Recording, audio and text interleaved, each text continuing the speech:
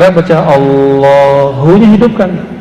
Allahu, Allahu, Allahu, Allahu.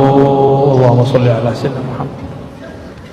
Itu bukan lagi main-main. Orang yang tidak paham, walaupun dia orang Arab, kalau nggak mengerti ilmu huruf, akhirnya membid'ahkan zikirhu Allah. Ya. Coba baca ayat kursi depannya aja. Allahu la ilaha illa hu. Ya, hu, bacanya hu, jangan huwa, kecuali disambung. Panjang gak hu-nya? La ilaha illa hu. Pakai nafas gak?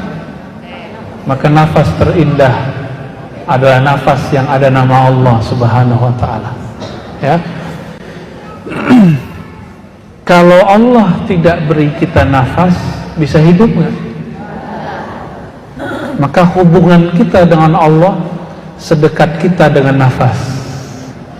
Coba nafasnya di mana? Kelihatan nggak nafasnya? Yang kelihatan hidungnya, ya. Hidung mah kelihatan, nafas mah nggak kelihatan.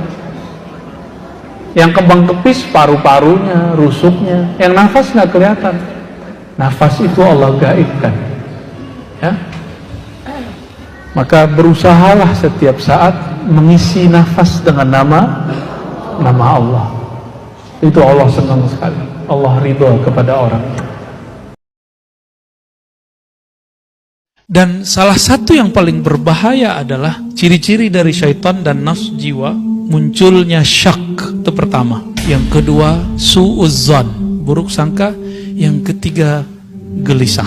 Nah, turunannya nanti tengkar sama orang, berselisih sama kawan, bisa-bisa rumah tangga pecah, bisa-bisa pertemanan rusak.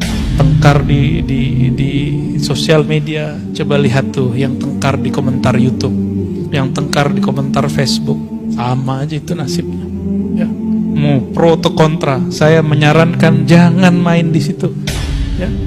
Bahkan komentar diri ke dalam diri, tahu nggak komentar di dalam diri? Kita ada masuk pikiran, terus kita jawab sendiri, ngomong-ngomong sendiri, pernah ngalamin? Itu aja bikin rusuh, Pak.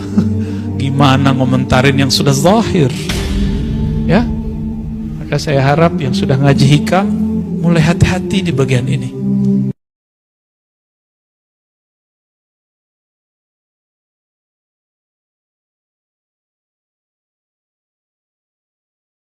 Maka ciri-ciri orang yang sudah mulai masuk ke mujahadatul khawas, ya, perjuangan rohaninya sudah sampai ke level yang istimewa. Mereka sudah mulai mengenal bahwa diri ini, kolbu kita lebih tepatnya, itu hanya bisa baik sejauh mana dia mengenal nama-nama Allah Subhanahu wa ta'ala. Maka semoga di sini nanti, atau sudah ada ya, kajian Asmaul Husna. Semoga nanti ada khusus ustadz yang mengkaji Asmaul Husna.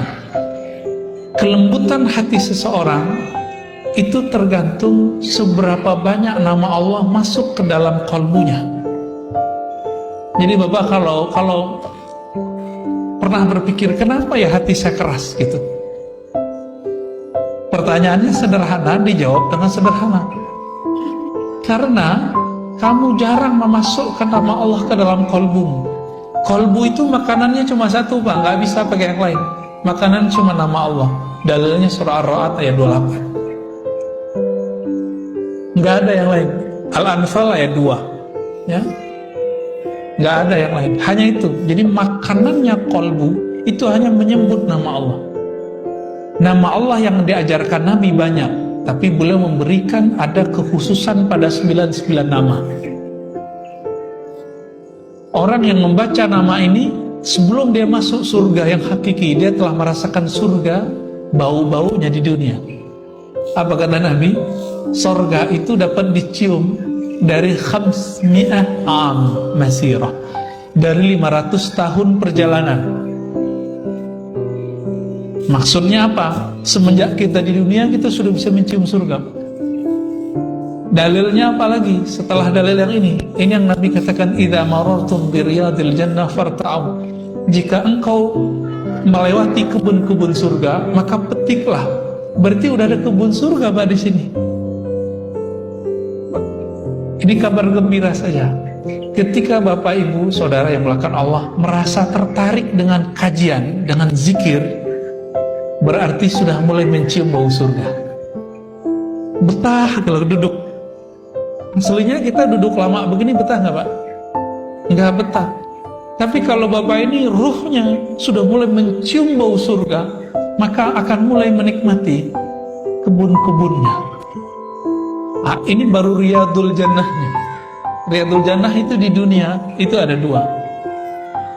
Pertama ta'lim, yang kedua zikir. Zikir ini bisa ibadah-ibadah yang lain. Inilah yang dikatakan oleh Imam Syafi'i, Imam Thawri, dan imam-imam yang lain, Imam Salafus Saleh. Apa kata mereka? Kalau bukanlah karena ilmu, kalau bukanlah karena tahajud, kalau bukanlah karena majelis zikir, aku tidak memilih tinggal di dunia. Jadi mereka itu betah tinggal di bumi. Kenapa? Karena ada tahajud, ada subuh berjamaah, ada ta'lim. Nah ini yang bikin mereka betah Pak. Ada zikir, baik zikir sendiri atau berjamaah. Ini yang bikin betah para ulama kita dari dulu. Nah, semoga kita mewarisi kerohanian mereka. Nah ini sudah masuk nih mujahadatul khawas, mujahadah orang-orang yang istimewa.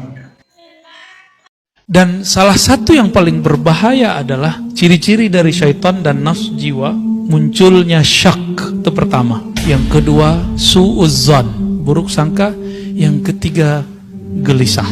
Nah turunannya nanti tengkar sama orang, berselisih sama kawan, bisa-bisa rumah tangga pecah, bisa-bisa pertemanan rusak.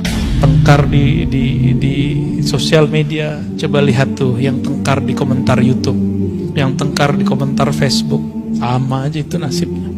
Ya, mau pro atau kontra, saya menyarankan jangan main di situ. Ya, bahkan komentar diri ke dalam diri, tahu nggak komentar di dalam diri? Kita ada masuk pikiran, terus kita jawab sendiri, ngomong-ngomong sendiri, pernah ngalamin? Itu aja bikin rusuh Pak. Gimana ngomentarin yang sudah zahir? Ya, maka saya harap yang sudah ngaji hikam mulai hati-hati di bagian ini.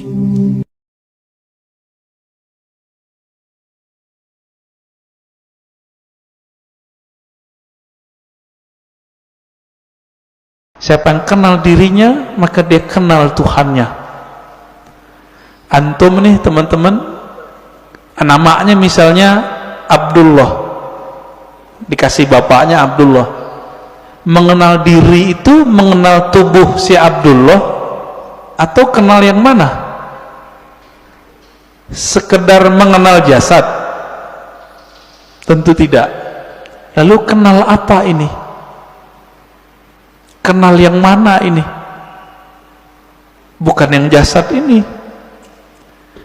Kan banyak juga Pak, anak-anak udah 7 hari nggak punya nama. Bapaknya datang ke kita, Tat, kasih nama dong anak saya. Berarti nama jasad ini itu bisa dibuat, bisa dirubah Pak. Sebelum kita masuk ke tubuh ini, kita punya nama. Benar nggak punya nama? Kita lahir di dunia, yang ngasih nama siapa? Orang tua, guru. Sebelum kita masuk ke dunia ini, kita di alam ruh. Allah mengatakan, alastu birabbikum, bukankah aku Rabbmu? Allah memanggil kum, kamu. Berarti kita ada nama Pak. Cuma nama ini disimpan di dalam dada Rasulullah Sallallahu Alaihi Wasallam. Kita nggak tahu. Ditanyalah oleh orang Bani Israel, orang ahli kitab, ya Muhammad, apa itu ruh? Turunlah ayat yas'alunaka anir ruh. Mereka bertanya kepadamu mengenai ruh. Katakanlah ruh itu urusan Allah. Kamu tidak diberi ilmunya kecuali sedikit. Sedikit di situ, wa ma utitum minal ilmi illa qalila. Sedikit menurut siapa? Menurut saya menurut Nabi, menurut Bani Israel, atau menurut Allah? Menurut Allah. Maka sedikit menurut Allah itu banyak menurut kita.